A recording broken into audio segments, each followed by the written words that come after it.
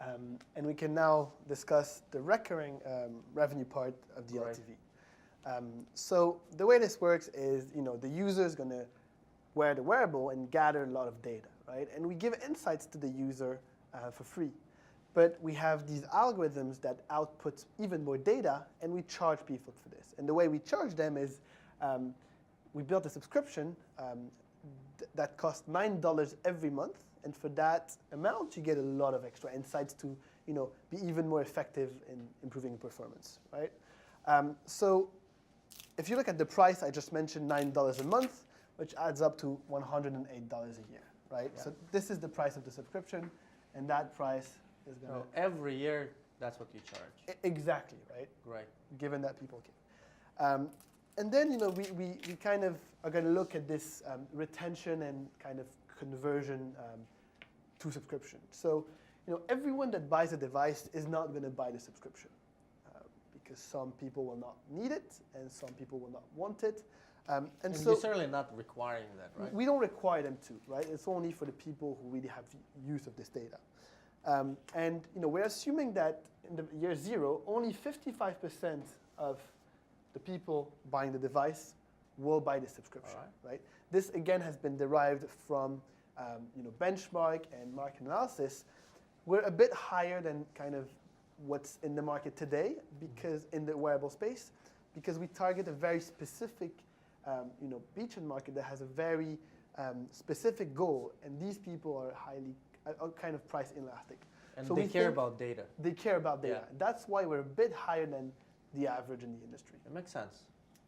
But as year goes by, some people will stop using it for the same reason that some people will not buy it again after 3 years.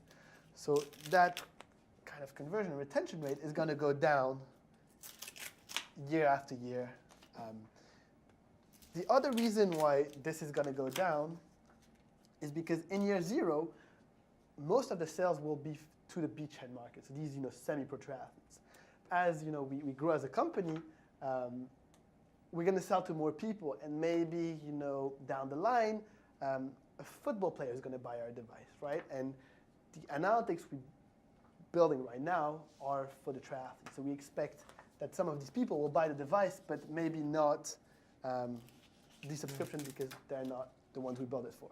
Yeah, that makes sense. And Bill, what's interesting here about Alessandro and Dennis, yes, they are making assumptions, but they're not making assumptions in a random kind of way, just pulling numbers out of the air.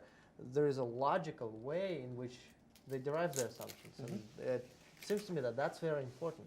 Yeah, again, we're building off, they know the decision-making unit, they know the customer very well. Again, you're also looking at a business model here where you're getting $9 a month, which doesn't sound like that much, but it adds up to $100 plus per year. And that's after you already have the device itself, right? The Humon monitor. So that's kind of the recurring revenue stream. So you can see how these things are pulling together to get here.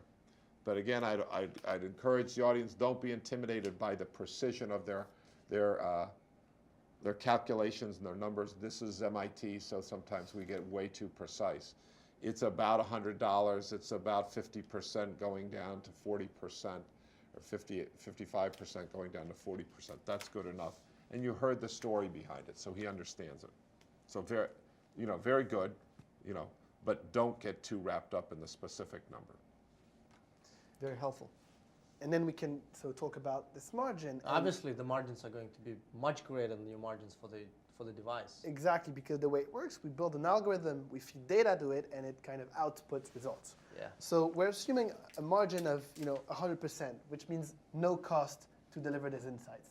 In real, there's a bit of server costs, but all the costs are so small that we're assuming 100% for the calculation. And that's going to be 100% year after year. And then as we did for the one-time revenue part, we then calculate the profit per year by multiplying everything together, and this is what we get. And you can see the profit year after year decreases a bit because our conversion and retention rate decreases at the same time. Yeah. Okay. Bill, what I like about this layout is that it also shows what things can change in the future. For example, and the flexibilities that they have.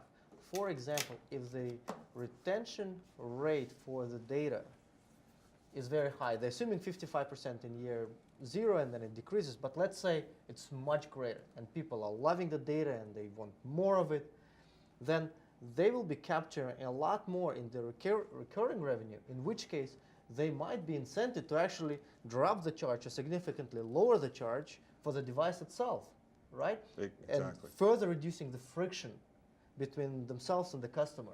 Exactly. Yeah, that's a razor blade model, right?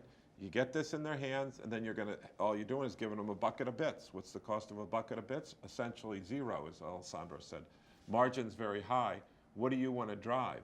You want to reduce the friction so that they get the razor, and then make sure they start buying razor blades. So you're absolutely right.